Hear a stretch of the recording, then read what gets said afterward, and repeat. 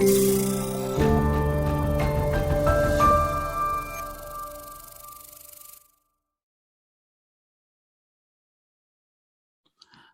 ¿cómo están? Buenas tardes a todos y a todas, qué placer verlo en este espacio. Voy a decir algo 30 segundos y después al tiro levanto lámina porque si no me va a alargar terriblemente. Pero solo agradecer a los amigos y las amigas de LinkedIn, a Tom, a Felipe, a Giancarlo, eh, que están acá en este rato, a Paola también, la Paola Meli, eh, porque con ellos hicimos un tránsito, un caminar que fue muy interesante hace ya hartos meses atrás, el año pasado me parece que fue, con un grupito así como están ustedes ahora y la verdad que nos entrega miradas, elementos, herramientas también, pero sobre todo buenas preguntas. Yo la verdad que lo que probablemente va a ser, eh, tengo considerado 10 minutos, es lo que una pequeña provocación, y por lo tanto no voy a hablar desde los elementos tan más bien de profundidad que entran nuestros compañeros y compañeras de LinkedIn, sino que más bien solo hablar de las cosas que hablamos habitualmente en los espacios en que nos conocemos, que es la Cosa Nostra, que son los temas más desde las miradas políticas, pero eh, solo quería compartir con ustedes, y por eso lo hice con unas laminitas, esta idea un poquito de crisis, ¿ya? Por lo tanto, probablemente esto va a ser una provocación que no de manera lineal ni literal les va a servir a Tom, a Tomás, a Felipe, en fin, a quienes hoy día estén a cargo, pero que me parece que de alguna manera igual justamente permite que no disociarlo. Muchas veces pasa que de repente hablamos del mundo líquido y como que entonces nos alejamos de donde parece que hay más solidez, que es en lo político, en lo institucional, y pareciera que fuera solamente como, y lo digo en este caso sí despectivamente, como solo un espacio de autoayuda, ¿ah? Sin entender que en realidad la profundidad de esta mirada del mundo sistémico, por supuesto que puede tener muy buenas y muy bellas implicancias en las modificaciones en la propia vida de uno, pero que lo que estamos analizando es una corriente, es un nuevo tiempo, con sus complejidades, con su avance y su retroceso que engloba el conjunto de la, digamos, del mundo y que por lo tanto es también intensamente político. Entonces en eso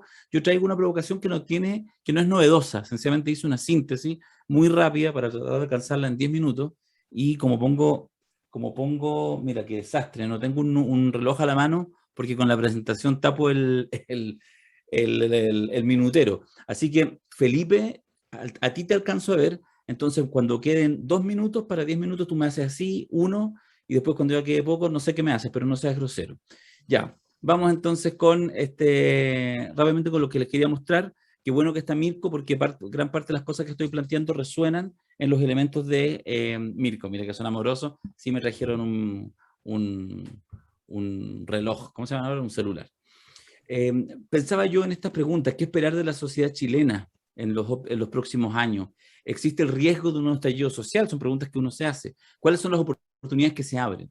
Entonces, decir que hoy es casi un lugar común señalar que vivimos en tiempos de crisis. Probablemente todos nosotros decimos, estamos realmente en tiempo de una crisis, y todos diríamos, sí, sí, sí. De partida, si uno analiza hoy nuestra sociedad chilena, el fenómeno es global, pero además incluso está exacerbada con un fenómeno local, el estallido social. Tenemos el estallido social que ya eh, puso patas para arriba gran parte de las cosas que pensábamos que eran claras, que eran evidentes. Luego la pandemia y luego, en un proceso que estamos recién probablemente viviendo, la crisis económica subsidiaria de la pandemia a nivel global y acrecentada, digo, por el estallido social. Entonces, digo, tenemos aquí tres elementos, hemos ahondado en otros momentos profundamente en ellos, que nos permiten señalar, bueno, en qué nivel estamos pensando la crisis. Entonces, en ese sentido, ¿cuál es la crisis? Es la pregunta y es la provocación de 10 minutos que les quiero sencillamente ofrecer. Y les voy a proponer cuatro categorías cualquiera, podrían ser 10, podrían ser 20, podrían ser 2, pero son cuatro que me permiten a mí ordenar la realidad. La primera de ellas se la robo por completo a mi hermano Macari, y que tiene que ver básicamente con la crisis de las instituciones, lo que uno podría pensar en la lógica del desplome. Entonces voy a pasar cosas muy rápidas porque sé que los tienen absolutamente, digamos, en la cabeza. Entonces, cuando uno mira las crisis de las instituciones, pero de verdad, uno empieza a mirar, por ejemplo, esto, la dupla, ¿cierto? Piñera-Bachelet. Podría haber puesto la foto solo de Piñera y podría haber dicho, mira, fíjate, el gobierno está en crisis. El gobierno no gobierna. ¿No gobierna desde cuándo? Desde el 18 de octubre. Cualquiera de ustedes podrá ser de izquierda, centro, derecha, apolítico o lo que sea. Nadie en su sano juicio, salvo que, no sé, sea asesor del segundo piso de la moneda, estará de acuerdo conmigo en que el gobierno de Piñera ya no gobierna, ya desde hace casi 2 años. Pero puse la foto con Bachelet porque en realidad si uno analiza el segundo gobierno de Bachelet, Bachelet también dejó de gobernar en algún minuto, incluso antes que Piñera. Piñera alcanzó a estar 1 año y medio gobernando, en términos así como en el sentido clásico. Bachelet no alcanzó a cumplir 1 año. Fue en febrero del 2015, cuando tenía 11 meses como presidente de la República, que el caso Cabal y lo que involucraba a su hijo dinamitó su confianza, su credibilidad y en la práctica su propia capacidad de gobernar. De hecho, a los pocos meses cambió ministro y le regaló el gobierno a quienes eran internamente los profundos adversarios. Jorge Burgos, ministro del Interior, por decirlo poco. Entonces, es la presidencia en su conjunto y no solamente una presidencia, un sistema político o un sector político el que está en crisis. En ese mismo sentido, los partidos políticos, qué decir, están en una crisis brutal. ¿Implica que no existen? No, siguen existiendo. Incluso aprovechan oportunidades cuando hay desorden en el ambiente para poder seguir machinando. Pero uno ve que es un mundo, este mundo sólido que se estructuraba. Tenemos intereses, nos estructuramos en torno a partidos, nos resulta lógico, nos resulta obvio, yo lo hice, seguramente muchos de ustedes lo hicieron. Hoy en día pareciera ser que es difícil que una agrupación logre abarcar todos los distintos intereses que uno puede tener. Y es por eso que los partidos también van muriendo, el Parlamento y el sistema político en su conjunto. Los militares también, que era una institución relevante, más allá del tema de la dictadura, pero incluso el fin de la dictadura no los dejó tan manchados en algún sector de la población, esa gente más de izquierda, pero para el vasto mundo de la población, los milicos eran los milicos. Pero luego viene el fraude, viene también el Shoah, donde efectivamente se equivocan flagrantemente las Fuerzas Armadas, en este caso la Armada, y se caen. En fin, el Milicogate ha dejado a los militares por el suelo. Es una institución que ya no tiene ni un respeto. Carabineros, ¿para qué decir? Mucho peor. O sea, lo del Paco Gate, si a eso uno le suma la operación Huracán que venía de antes, la muerte de Catrillanca, en fin, y las violaciones a los derechos humanos en tiempos post-estallido, pero sobre todo el tema de esta verdadera mafia para poder delinquir instala también una institución que en menos de 5 años ha perdido gran parte del prestigio que antes tenía. La iglesia, lo mismo, la iglesia investiga ex párroco del Bosque, perdón, digo, por abuso reiterado, ahí está, pero no es solo Caradima, no son solo algunos sacerdotes, es también la alta curia de la iglesia, los altos dignatarios, ahí están arzobispos, cardenales, como Ezzati, como Errázuriz, todos caídos como institución. Y ojo, yo soy ateo, capaz que muchos de ustedes sean agnósticos, etcétera. Lo complejo de que cae la institución de la iglesia es que cae probablemente el gran ecualizador moral de la historia de la República. 2 siglos donde la profunda línea entre el bien y el mal la entrega desde un punto de vista moral la iglesia. Por lo tanto, uno puede ser incluso ateo, no tener una relación orgánica, vinculante, pero el habitus, el sistema de normas morales, sin duda que lo entrega en parte del mundo la Iglesia Católica. El empresariado, no hay mucho más que profundizar, el confort, las farmacias, las colusiones en distintos ámbitos de la producción, conocemos la punta del iceberg. Hoy los empresarios son más bien sujetos de desprecio y de burla, como le pasó al filántropo y dueño de Gasco Pérez Cruz, que ahora pasó a ser sencillamente el guatón del gas. La prensa tradicional, también lo mismo. Aquí estas son imágenes de los días posteriores al estallido social, donde la gente rodea un canal de televisión como Mega y los obliga en la práctica a cambiar su pauta. Y lo logran. Es decir, la prensa tradicional, los canales han logrado sobrevivir, pero tuvieron que hacer ajustes que en gran parte ni siquiera estaban de acuerdo con esos ajustes. Salieron rostros, entraron otros, etc. Hasta la Teletón. O sea, si queremos un símbolo de la caída total de las instituciones, tenemos la Teletón, que impugnada por un canal chiquitito como es la Red, que le dice una cosa tan simple como: ¿por qué no me muestra sus cuadernos de cuentas? Si usted tiene plata de todos los chilenos que le dona, ¿cuánto le pagamos los rostros? ¿Será realmente justo? ¿Será realmente limpio? Y solo con esa pura pregunta dispara en el corazón de probablemente la obra más importante de los últimos 50 años en términos de, además de cohesión social. Entonces, crisis de las instituciones. También en un segundo término, crisis de las confianzas. Las fake news.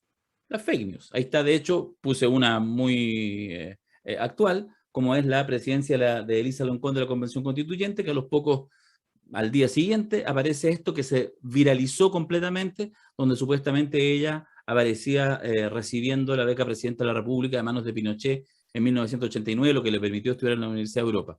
Esto es falso. Si se dan cuenta, daba lo mismo si fuera falso o cierto, porque una joven de 18, 19, 20 años, las becas Presidente de la República son las becas que hay, digamos, y efectivamente en los 80 lo recibía mucha gente de izquierda, centro, derecha, digamos, podría haber sido, pero más no era. Entonces, la fake news. Hoy en día, el contenido de verdad es lo que está impugnado. No sabemos qué se puede creer y qué no. Hay un ejercicio adicional que uno tiene que hacer de testear varias opiniones para ver, parece que esto es cierto o parece que no. El clásico meme parece falso, Rick. La fake news. Y a otro nivel, la fake news va por arriba, en la construcción de la realidad por arriba, pero a nivel individual, las funas virtuales. En cualquier minuto, cualquiera de nosotros que somos usuarios, que tenemos nuestra red social, somos funados. En cualquier minuto alguien agarra una porción de algo que yo dije en un lugar, lo saca de contexto, listo, lo viraliza y resulta que ahora yo soy culpable sin haber un juicio, sin haber nada. Las funas virtuales, es decir, la crisis de las confianzas, segunda crisis. Tercera crisis, la crisis de la asociatividad. Me parece que es más discutible, pero lo someto a consideración acá. ¿Cuánta gente participa en organizaciones? Pero en organizaciones que, me pregunto yo, que sean determinantes, porque hay mucha organización hoy en día tipo membresía, ¿ah? Donde uno participa, pero no es la militancia, si me permiten el término antiguo, ya sea partidos políticos, organizaciones de iglesia, a organizaciones sociales donde uno elegía a los presidentes, el secretario, y eso era relevante, donde la pertenencia a esa organización determinaba también el mundo al cual yo me rodeaba. Eso tiende paulatinamente a desaparecer y a pasar a tipos de asociación y de organización más light. Es lo que pasa también en el mundo del trabajo. Hay representación legitimada de los trabajadores, ahí está la CUT que se sienta con el gobierno a negociar, a conversar.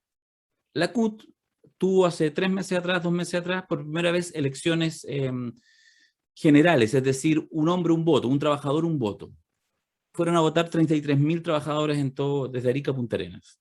O sea, hoy en día la CUT se pesó. ¿A cuántos trabajadores representa en términos de que fueron a votar, de que apoyaron alguna de las opciones? 33.000. Entonces, y esa es la gran organización sindical de Chile, la gran organización sindical. La crisis entonces de la asociatividad. Y finalmente, en este cuarteto que yo regalo, la crisis de la representatividad, que me parece que de alguna manera engloba, es la que me interesa dejar hasta el final, pongo esta imagen maravillosa para muchos, de la marcha más grande de la historia, el 25 de octubre del 2019, donde aparece una erupción y donde uno mira, si tuviéramos un microscopio, empezamos a mirar, no hay liderazgo, no hay representación, no hay organización.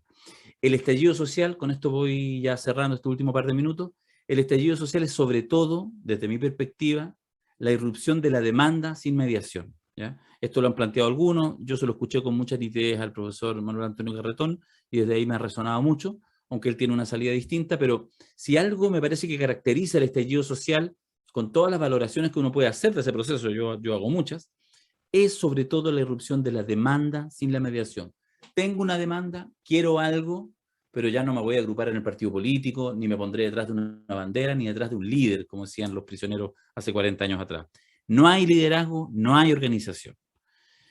Y no solo están en crisis los partidos políticos, las élites, que uno dice siempre como los otros, también lo están las dirigencias de los liderazgos. Para muestra un botón, 3 liderazgos sociales importantes, bueno, una es militante de un partido, pero los otros en general, gente de base que representa a los trabajadores, Bárbara Figueroa, el profesor Aguilar y el jefe, el director, el líder, vocero principal del No Más AFP, que sacó 1 millón de gente a la calle hace algunos años atrás, Luis Mesina, todos ellos candidatos a la convención constituyente y no están. Es decir, para muestra un botón que la crisis de los partidos políticos de las élites también están en crisis las dirigencias de los liderazgos. Ojo ahí, por eso la fotografía anterior que yo les daba era eso, es decir, gente que está ahí y que no quiere mediación.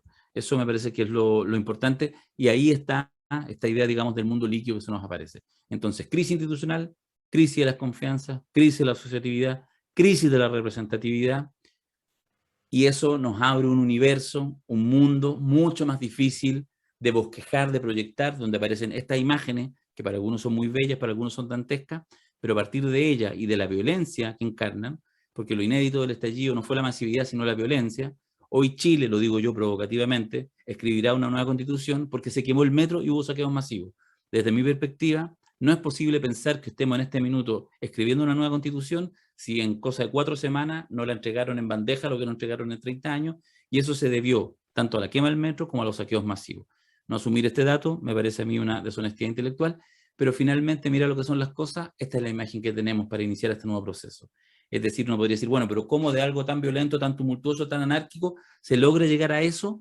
Esa es la cuadratura del círculo, esos son, desde mi perspectiva, justamente la mirada muy compleja, estos tiempos líquidos que nos toca vivir, y que es lo que, de alguna manera, el pensador italiano Antonio Gramsci decía, que lo citamos a cada rato, pero como la frase sigue siendo muy buena, termino con esta, que la crisis consiste precisamente en el hecho que lo viejo muere y lo nuevo no puede nacer. En ese interregno se verifican los fenómenos morbosos más variados. En ese minuto estamos y por eso dejamos ahí esa silla presidencial semi vacía, porque en realidad ya no se sabe quién podría ocuparla, o más bien dicho, si el que lo ocupa realmente va a ejercer el poder. Eso, queridos amigos y compañeros de Linkin.